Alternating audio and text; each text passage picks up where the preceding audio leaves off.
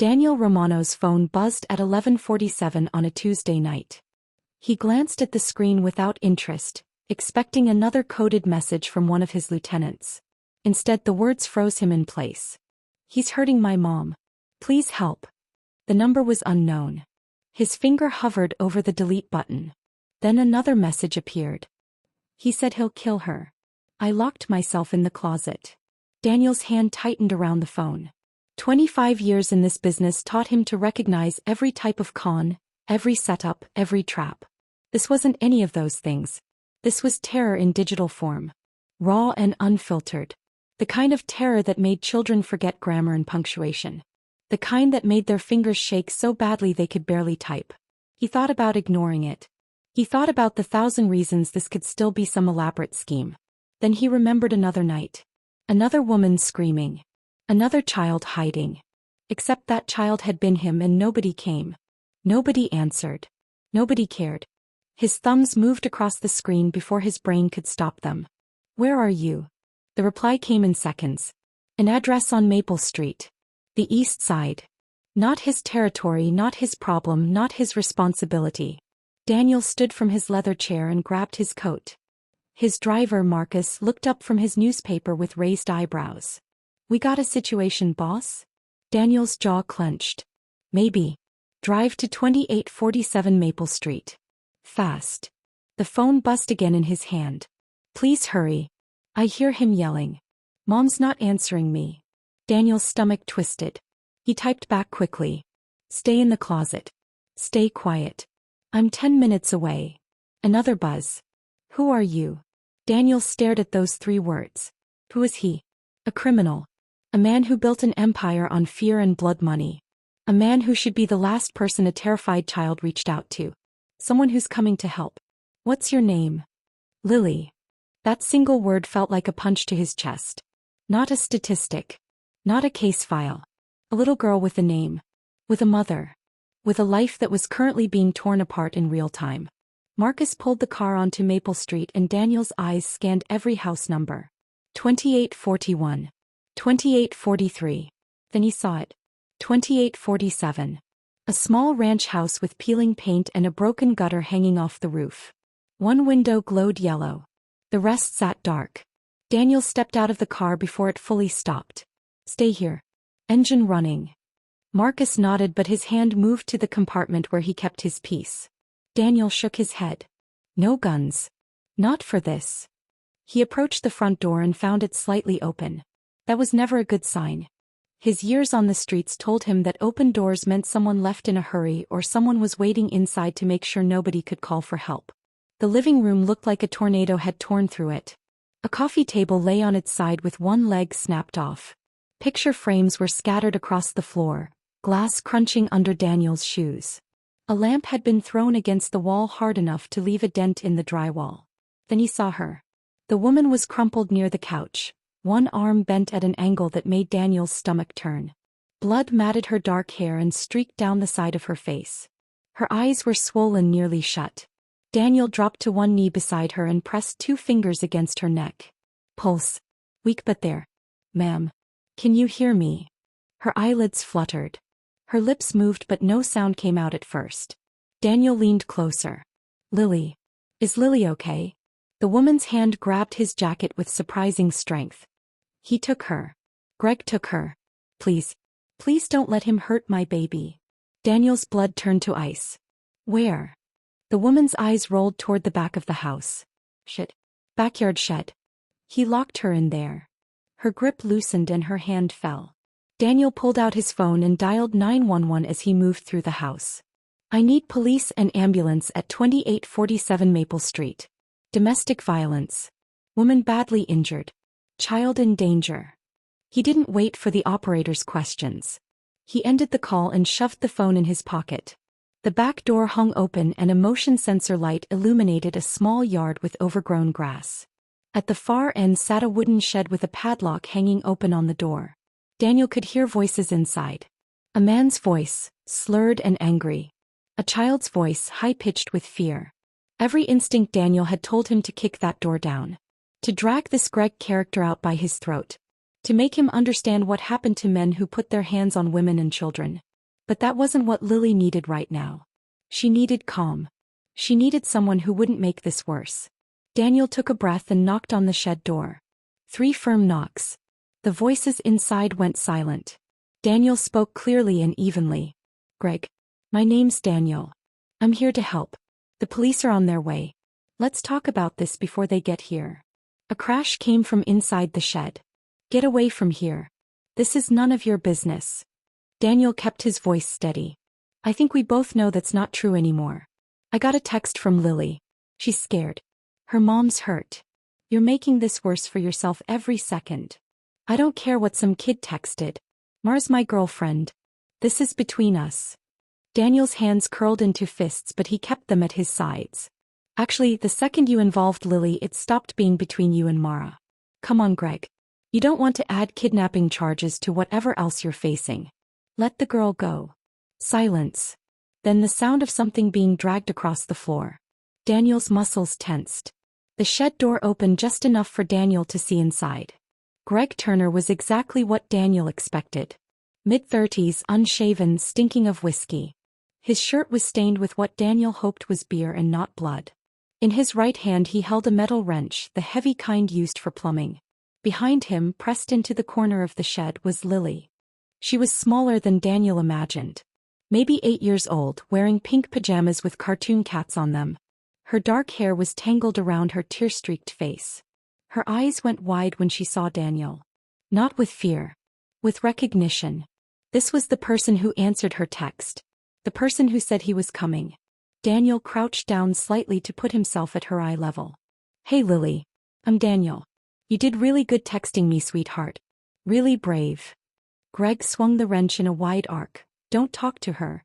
Don't you dare talk to her." Daniel straightened up and took one step forward. Not aggressive. Just present. "Greg. Look at me. You're drunk. You're scared. You hurt someone you care about and now you don't know how to stop this from getting worse. I get it. I've been in bad situations too. But right now you have exactly one good option left. Let Lily walk out of this shed. And then what? Go to jail?" Greg's voice cracked. "She called the cops on me. Her own boyfriend." Daniel kept his eyes locked on Greg's face. "She called for help because you were hurting her. And yeah, you're probably going to jail. That part's already decided. But you can choose whether you go as someone who hurt 2 people or someone who hurt one and then made the right call when it mattered." Greg's hand shook. The wrench wavered. For a moment Daniel thought this might actually work. Then Greg's eyes narrowed. "Who even are you? Some kind of cop?" Daniel almost laughed. If only this drunk fool knew who he was really talking to. "I'm someone who answered a text from a scared little girl. That's all that matters right now." Greg lunged. Not at Daniel but toward Lily. It was the wrong move and somewhere in his alcohol-soaked brain Greg must have known it. Daniel moved faster than someone his size should be able to. He caught Greg's wrist in mid-swing and twisted hard. The wrench clattered to the floor. Greg tried to pull away but Daniel already had him off balance. One sweep of Daniel's leg and Greg was face down in the dirt. Daniel's knee pressed between Greg's shoulder blades. "Stay down." Greg thrashed and cursed but Daniel had 70 pounds on him and 25 years of knowing exactly how to control someone without seriously hurting them. He looked up at Lily who stood frozen in the corner. "Lily, sweetheart, can you walk out of the shed for me? My friend Marcus is by the car. He's got a mustache and he's really nice. Can you go wait with him?" Lily nodded but didn't move. Her whole body shook. Daniel gentled his voice even more. "I know you're scared. But your mom needs you to be brave just a little bit longer. Can you do that for her?" That did it. Lily took one step then another. She squeezed past Daniel and ran across the yard. Daniel watched until she reached Marcus, who immediately took off his jacket and wrapped it around her shoulders. Sirens wailed in the distance, getting closer. Greg had stopped fighting and now just lay there breathing hard. "You broke my wrist." Daniel didn't feel particularly sorry about that. Probably just sprained. "You'll live." 2 police cruisers and an ambulance pulled up to the front of the house. Daniel could hear car doors slamming and radios crackling. He stayed exactly where he was until 2 officers came around the back with their hands on their holsters. The older officer took in the scene with sharp eyes. "You the one who called it in?" Daniel nodded. "Daniel Romano. Got a text from the kid. Her mom's inside badly hurt. This is Greg Turner. He assaulted the mother and grabbed the daughter. The younger officer moved forward with handcuffs while his partner kept watching Daniel. Romano. I know that name. You're not exactly known for your community service. Daniel stood up slowly and raised his hands slightly to show he wasn't a threat. Tonight I am. Check on the woman inside. She needs help fast. The older officer studied him for another moment, then spoke into his radio. 2 paramedics rushed past them into the house. Greg was hauled to his feet, still cursing and making threats that nobody paid attention to. The younger officer walked him toward the patrol car while the older one stayed with Daniel. This is going to be complicated, Romano. You know that, right? Daniel did know. He knew exactly how complicated this would get once the district attorney's office realized who showed up to this particular domestic violence call. I answered a text from a kid who was scared. That's the whole story. The officer didn't look convinced, but he also didn't look like he was going to push it right now. We'll need a statement. Don't leave town. Daniel had no intention of leaving town. He walked back to the front yard where Marcus was still standing with Lily. She had his jacket pulled tight around her and her eyes were locked on the house. The paramedics brought her mother out on a stretcher. Mara was conscious now, calling for Lily. The little girl ran to the ambulance and grabbed her mother's hand. Mom, I'm okay. Baby, I'm so sorry. I'm so sorry. Mara's voice was thick with tears and pain. A paramedic gently moved Lily back. We need to get your mom to the hospital, sweetie. You can ride with us, okay? Lily looked back at Daniel. She ran over and wrapped her arms around his waist. Thank you for coming. Thank you for helping my mom. Daniel's throat felt tight. He crouched down and looked at her seriously. You helped your mom, Lily. You were smart and you were brave. Don't forget that. She nodded and wiped her nose on Marcus's jacket sleeve. Then she ran back to the ambulance and climbed in beside her mother. Hey, if you're still watching, thank you. I promised my family I'd hit 5,000 subscribers before Christmas, and now I really need your help to keep that promise. Please subscribe and tell me where you are watching from in the comments. It would mean the world to me. Daniel watched the ambulance pull away, lights flashing but no siren. The older officer appeared beside him again. The girl's grandmother is on her way to the hospital. Child services will probably get involved too. Daniel's jaw clenched. Child services meant paperwork and red tape and a system that moved too slow to help anyone. What about Greg? The officer shrugged. He'll be processed. Assault and battery, child endangerment may be unlawful restraint. But Romano, I gotta be honest with you. These cases are messy. If the mother doesn't press charges or if she recants, he could be out in days. There was the truth that made Daniel's blood boil. The same truth that cost his mother her life. Abusers like Greg Turner had long records full of dropped charges and victims too scared to testify. The system was designed to help, but it moved at the speed of bureaucracy while people like Mara and Lily lived in constant fear. Daniel pulled out his wallet and handed the officer a business card. It had his lawyer's number on it. When Mara's ready to talk, have her call this number.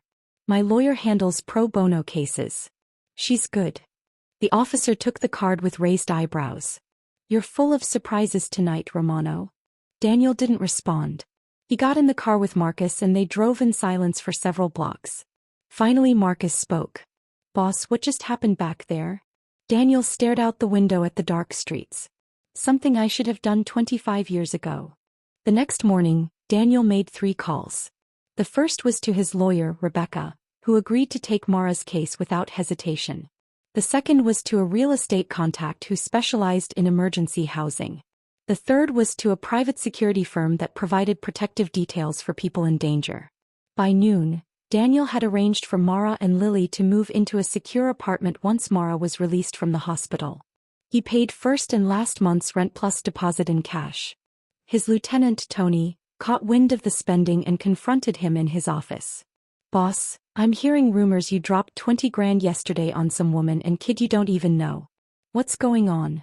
Daniel didn't look up from the paperwork he was reviewing. It's my money. I can spend it how I want. Tony wasn't backing down. It's not about the money. It's about the attention. We keep a low profile for a reason. You show up at a crime scene, play hero, now every cop in the city's talking about it. Daniel set down his pen and looked Tony in the eye. A little girl texted me asking for help. I helped. That's the end of the story. Tony shook his head. With all respect, boss, that's never the end of the story for people like us. Everything we do comes back around. You know that better than anyone. Daniel did know that. But for the first time in longer than he could remember, he didn't care. Over the next few weeks, Daniel checked in on Mara and Lily regularly. Not in person at first. That felt like it would be too much, too intrusive. He sent Marcus with groceries and gift cards and information about counseling services. Rebecca kept him updated on the legal situation. Greg was charged with aggravated assault, child endangerment, and violating a previous restraining order that Mara had filed 2 years ago but never enforced. The district attorney wanted Mara to testify. He was terrified. Greg's lawyer was already making noise about witness intimidation and claiming Mara's injuries were exaggerated. This was exactly the kind of case that fell apart in court because the victim was too scared to speak. Daniel called Rebecca. What does Mara need to feel safe enough to testify? Rebecca sighed. Honestly, she needs to know Greg can't get to her. But restraining orders are just paper, Daniel. You know that. Daniel thought about that for a long time. He thought about the life he built and the reputation he earned. He thought about fear and power and the difference between using violence to take things and using influence to protect them. He made a call to someone who owed him a favor. A courthouse clerk who could flag any bail hearing involving Greg Turner. Then he made another call to a friend in the Correctional Officers Union. Not to hurt Greg. Just to make sure Greg understood that his case was being watched by people who cared about the outcome. 2 days later, Rebecca called with news. Greg's lawyer withdrew his bail motion. He's staying locked up until trial. Daniel felt something close to satisfaction. Good. Rebecca's voice softened. Daniel, what you're doing for them, it's kind. But be careful. Mara's asking questions about who you are. About why you're helping. She looked you up. Of course she did. Any smart person would. Daniel wondered what she found. Probably the truth. That he ran legitimate businesses that were fronts for less legitimate operations. That his name appeared in the background of several federal investigations that never quite found enough evidence to prosecute. That he was exactly the kind of man most mothers would tell their daughters to run from. He drove to the apartment the next evening. Mara answered the door with Lily hiding behind her legs. Mara's face was still bruised but healing. Her arm was in a cast. She looked at Daniel with eyes that held both gratitude and caution. Mr. Romano. I didn't expect to see you in person. Daniel held up his hands to show he wasn't a threat. I understand if you want me to leave. But I thought we should talk. Mara stepped back and opened the door wider. The apartment was small but clean. Lily's drawings covered the refrigerator. A shelf held donated books and toys. Mara gestured to the couch and they both sat down. I need to know why you're doing this. Rebecca says you've spent over $30,000 on us. Nobody does that without a reason. Daniel looked at Lily, who was watching him from the hallway. Then he looked back at Mara. When I was 8 years old, my father beat my mother to death in our kitchen. I hid in a closet and called 911. It took too long. By the time police arrived, she was gone. Mara's hand went to her mouth. I'm so sorry. When Lily texted me, I saw myself in that closet. I saw my mother on that floor. I couldn't ignore it. Daniel's voice was steady but his hands weren't. I'm not a good man, Mara. I've done things I can't take back and made choices I'm not proud of. But I can do this. I can make sure what happened to me doesn't happen to your daughter. Mara was quiet for a long moment. Then she asked the question Daniel knew was coming. Are you dangerous? Daniel didn't insult her by lying. To people who hurt children and women? Yes. To you and Lily? Never. Mara nodded slowly. Lily talks about you constantly. She calls you the man who came when nobody else would. She wants to thank you properly. Lily appeared from the hallway holding a piece of paper. She walked over to Daniel and handed it to him silently. It was a drawing of 2 stick figures. One tall with dark hair labeled Daniel in careful letters. One small with curly hair labeled me. Between them she'd drawn a heart. Daniel stared at that drawing and felt something crack open in his chest. Something that had been sealed shut for decades. Can I see you again? Lily's voice was small but hopeful. Daniel looked at Mara, who gave him a slight nod. Yes, sweetheart. If your mom says it's okay, I'd like that. Lily smiled for the first time since he'd met her. It was like sunrise after a long night. Daniel started visiting once a week. He'd bring dinner and help Lily with her homework. He taught her basic self-defense moves, the kind that would help her get away from danger rather than fight it. He showed her how to recognize warning signs in people and trust her instincts. Mara watched these interactions carefully at first but slowly began to relax. One evening while Lily was in her room reading, Mara told Daniel about her relationship with Greg. It didn't start violent. He never does, right? He was charming and attentive. Then he lost his job. Started drinking. The first time he shoved me, he cried and apologized for days. Promised it would never happen again. She wiped her eyes. But it always happens again. Daniel understood that pattern too well. My father was the same. Good days and bad days. Except the bad days kept getting worse and more frequent until there were no good days left. Mara looked at him. How did you turn out okay? After witnessing something like that. Daniel huffed a small laugh. Who says I turned out okay? I spent 25 years building walls and making sure nobody could hurt me. I became the thing I was most afraid of. But you're changing that now. Daniel wasn't sure about that. Maybe. Or maybe I'm just tired of being afraid. Mara reached over and squeezed his hand. Thank you, Daniel. For everything. That touch, that simple gesture of gratitude, meant more to Daniel than any amount of respect or fear his reputation ever bought him. The trial date approached and Mara's anxiety skyrocketed. She had nightmares about testifying. About Greg being released. About losing Lily to child services if the court decided she couldn't protect her daughter. Daniel sat with her the night before her testimony and told her something his mother never got the chance to hear. You are stronger than what happened to you. You survived. You protected your daughter. You're here fighting back. That takes courage most people will never understand. Mara testified the next day with Rebecca by her side. She detailed years of abuse, broken promises, and escalating violence. The prosecutor presented photos of her injuries, medical records, police reports. Greg sat at the defense table looking smug, like he still believed he'd walk away from this. The jury deliberated for 3 hours. They found him guilty on all counts. The judge sentenced him to 7 years with no possibility of early parole. Mara collapsed in the hallway outside the courtroom. Not from sadness but from relief. 7 years meant Lily would be 15 before Greg got out. Old enough to understand. Old enough to protect herself. Old enough that maybe the nightmare would finally feel like something from the past instead of something waiting to happen again. Daniel stood back and let Rebecca handle the immediate aftermath. This was Mara's victory, not his. But Lily found him in the hallway and grabbed his hand. Uncle Dan, we won. Uncle Dan. When had that started? Daniel crouched down to her level. Your mom won, Lily. She's the brave one. Lily shook her head seriously. You helped. Your family now. Family. Daniel Romano, who spent decades avoiding personal connections, who built his life on control and distance, who swore he'd never care about anyone enough to risk losing them. He was family now. To a little girl in pink pajamas and her mother who survived hell. He squeezed Lily's hand. Yeah, kiddo. I guess I am. Daniel's organization started to notice changes. He shut down the drug distribution network entirely, taking a massive financial hit but refusing to profit from addiction anymore. He reduced the loan sharking operation and implemented strict rules about who they'd lend to and how collections were handled. No more breaking legs over missed payments. His lieutenants thought he'd lost his mind.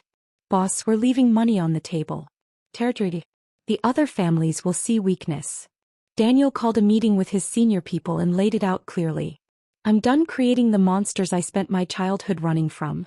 We're going legitimate where we can, and we're getting out of anything that preys on desperate people. Anyone who doesn't like it can leave with my blessing.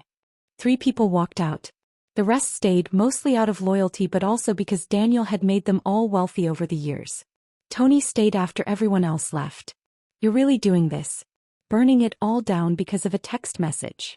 Daniel shook his head. I'm doing this because I finally have a reason to be better than what I became. That text message just reminded me that the person I was at 8 years old would hate the person I turned into. Months passed. Lily started 3rd grade and Daniel attended her school recital where she sang off-key but with complete confidence. Mara went back to school for her nursing degree and Daniel helped with tuition. Greg sent threatening letters from prison until Rebecca got a restraining order extension that included all forms of contact. Lily stopped having nightmares. Mara started smiling again. Daniel discovered what it felt like to be someone's hero instead of their nightmare. One Saturday afternoon, Daniel taught Lily to ride a bike in the park. She fell twice and got back up both times without crying. Uncle Dan watched this. She pedaled furiously down the path, wobbling but staying upright. Mara sat on the bench beside Daniel and they watched Lily circle back around. I never thought we'd have normal days again. Days where the worst thing that happens is a skinned knee. Daniel understood that feeling more than she knew. Normal's underrated until you don't have it anymore. Mara turned to look at him. Can I ask you something personal? Daniel tensed slightly but nodded. Do you ever think about having a family of your own? Kids. The question caught him off guard. I never thought I deserved that. Not after the things I've done. Mara was quiet for a moment. I think people who've been through darkness understand light better than anyone. You'd be a good father, Daniel. The words settled into his chest like a seed that might actually grow into something. Lily crashed her bike into a tree and laughed instead of cried. She ran over to them holding a scraped elbow. Uncle Dan, I need a band-aid.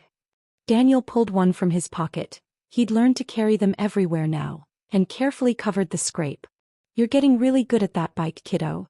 Lily beamed at him. That's because you're a good teacher. Daniel Romano, who built an empire on fear and violence, who made men twice his size shake at the mention of his name, who spent 25 years becoming everything his 8-year-old self would have been terrified of. That Daniel Romano felt his eyes burn with tears over a band-aid and a compliment from a little girl who texted the wrong number. He wasn't reformed. Wasn't redeemed. Wasn't forgiven for the things he'd done before that Tuesday night at 11:47. But he had direction now. Purpose. A reason to be better tomorrow than he was today. And maybe that was enough. Maybe that was actually more than enough. Lily grabbed his hand and Mara's hand and pulled them both toward the playground. Come on. I want to show you how high I can swing. They followed her together, this makeshift family built from trauma and wrong numbers and the simple choice to show up when someone needed help.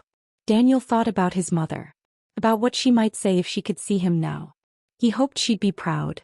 He hoped she'd understand that her death wasn't meaningless if it taught him that everyone deserves someone who'll come when they call. Even if they call the wrong number. Especially if they call the wrong number. Because sometimes the wrong number is exactly right.